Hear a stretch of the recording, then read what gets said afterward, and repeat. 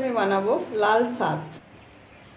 প্রথমে কড়াইয়ে আমি তেল দেব, তারপরে দেব কালো জিরে, তারপরে দেব রসুন, তারপরে দেব কাঁচা লঙ্কা, ফোড়ন দিলাম।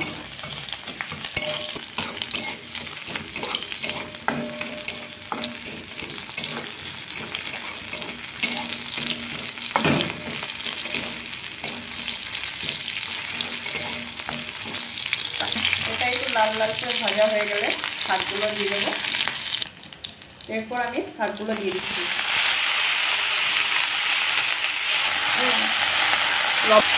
এরপর দেবো হলুদ, একটু নাড়াচাড়া করে ঢাকা দিয়ে দেবো।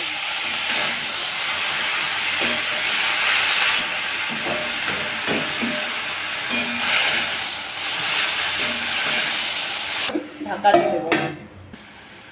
আগে একটু মিষ্টি দিলে খুব সুন্দর লাগে খেতে।